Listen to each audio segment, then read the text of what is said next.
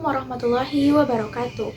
Nama saya Azahra Salsabila dengan NIM 230422129. Pada video kali ini, saya telah memilih satu materi yang akan saya jelaskan, yaitu adalah materi mengenai etika administrasi publik berdasarkan tugas dari dosen Bapak Kajurni Maani, MSI, dengan mata kuliah pengantar administrasi publik. Seperti yang sama-sama masih kita tahu, bahwa praktek menyimpang dalam etika administrasi publik ini masih sangat sering terjadi.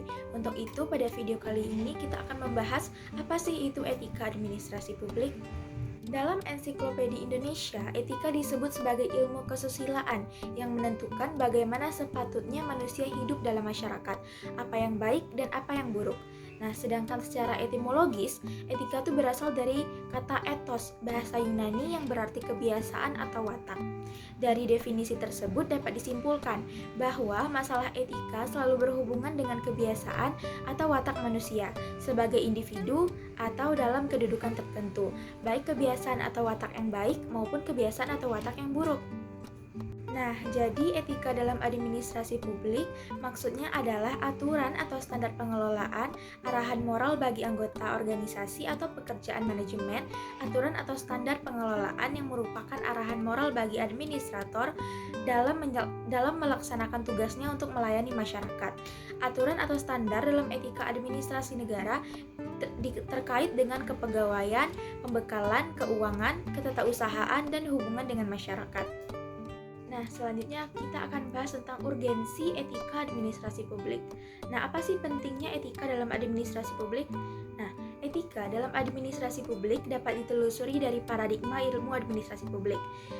Paradigma ilmu administrasi publik mengatakan bahwa pemerintah memiliki dua fungsi yang berbeda, yaitu fungsi administrasi dan fungsi politik.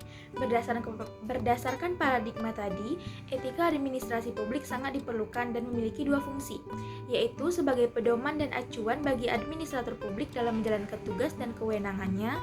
Yang kedua, yaitu etika administrasi publik sebagai standar penilaian perilaku dan tindakan administrator publik. Nah, dengan kata lain, etika administrasi publik dapat dijadikan petunjuk tentang apa yang harus dilakukan oleh administrator publik dalam menjalankan kebijakan politik, sekaligus dapat digunakan sebagai standar penilaian apakah perilaku administrator publik dalam menjalankan kebijakan politik dapat dikatakan sudah baik atau buruk. Nah, sekarang kita next ke pendekatan etika administrasi publik. Menurut Kartasasmita, pendekatan etika dalam administrasi publik dibedakan menjadi dua, yaitu pertama pendekatan teleologi, yaitu mengatakan bahwa apa yang baik dan buruk atau apa yang seharusnya dilakukan oleh administrasi adalah nilai kemanfaatan yang akan diperoleh atau dihasilkan. Yang kedua, yaitu pendekatan deontologi, yang mengatakan bahwa kebalikannya, pendekatan yang merupakan kebalikan dari pendekatan teleologi tadi.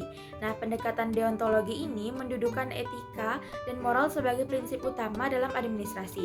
Pangkal tolaknya adalah penegakan moral, karena kebenaran yang ada dalam dirinya tidak terkait dengan konsekuensi dari keputusan tindakan yang dilakukan. Next, selanjutnya kita akan membahas tentang nilai-nilai etika administrasi publik. Apa sih fungsi nilai-nilai dari etika administrasi publik? Nah, fungsi dari nilai-nilai etika administrasi publik itu digunakan sebagai acuan dan pedoman bagi penyelenggara administrasi publik dalam menjalankan tugas dan kewenangannya. Apa aja nilai-nilainya? Yang pertama ada nilai efisiensi, yaitu nilai efisiensi artinya tidak boros. Yang kedua, nilai membedakan milik pribadi dengan milik kantor. Ketiga, nilai impersonal, dalam melaksanakan hubungan antara bagian satu dengan yang lain hendaknya dilakukan secara formal. Nah, yang keempat ada nilai marital system. Nilai marital system berkaitan dengan penerimaan atau rekrutmen atau promosi yang hendaknya dilakukan menggunakan marital system, yaitu tidak didasarkan hubungan kekerabatan. Yang kelima ada nilai responsibel. Nilai responsibel berkaitan dengan pertanggungjawaban birokrasi publik dalam menjalankan tugas dan kewenangannya. Keenam adalah nilai akuntabilitas.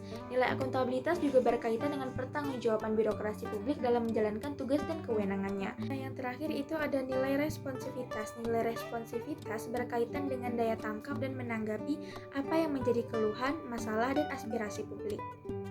Nah, selanjutnya kita masuk ke materi pelanggaran etika administrasi publik. Pelanggaran etika administrasi publik disebut juga dengan maladministrasi. Maladministrasi merupakan suatu praktek yang menyimpang dari etika administrasi atau suatu praktek administrasi yang menjauhkan dari pencapaian tujuan administrasi itu. Penyalahgunaan wewenang yang biasanya sering dilakukan pegawai negara seperti ketidakjujuran, perilaku buruk, konflik kepentingan, melanggar peraturan perundang-undangan, perlakuan tidak adil terhadap bawahan, melakukan pelanggaran prosedur, tidak menghormati kehendak pembuat peraturan perundangan, inefisiensi atau pemborosan, menutupi kesalahan, dan lain sebagainya. Hal ini tidak boleh dibiarkan karena akan menggerogoti rasa kepercayaan masyarakat kepada pemerintah. Oleh karena itu, harus segera dicarikan jalan keluar, yaitu mengimplementasikan etika administrasi publik dengan baik. Nah, apa aja sih faktor-faktor penyebab terjadinya pelanggaran etika administrasi publik? Banyak sekali faktor yang menyebabkan terjadinya pelanggaran terhadap etika administrasi publik. Menurut Widodo, maladministrasi publik disebabkan karena dua faktor. Yang pertama yaitu faktor internal berupa kepribadian seseorang. Faktor kepribadian ini berwujud niat, kemauan, dorongan yang tumbuh dari dalam diri seseorang yang melakukan tindakan maladministrasi. Faktor ini disebabkan karena lemahnya mental, dangkalnya agama, dan keimanan seseorang. Yang kedua yaitu faktor eksternal. Faktor eksternal adalah faktor yang berada di luar diri seseorang yang melakukan maladministrasi, seperti lemahnya peraturan lembaga, lingkungan kerja dan sebagainya yang membuat peluang untuk melakukan tindakan maladministrasi, seperti contohnya yaitu korupsi. Nah, yang terakhir, upaya apa aja sih yang bisa kita lakukan untuk mengatasi maladministrasi publik? Nah, maladministrasi publik ini dapat diatasi dengan mengimplementasikan etika administrasi publik secara baik dan konsisten. Dengan diwujudkannya etika administrasi publik yang baik dan memiliki budaya organisasi serta manajemen yang baik, diharapkan dapat menumbuhkan budaya organisasi dan manajemen pemerintahan yang baik pula. Nilai etika administrasi publik yang dimaksud antara lain yaitu seperti efisiensi, membedakan milik pribadi dengan milik kantor, impersonal, marital system, responsibel, accountable, dan responsif. Itulah penjelasan saya mengenai materi etika administrasi publik. Saya akhiri. Assalamualaikum warahmatullahi wabarakatuh.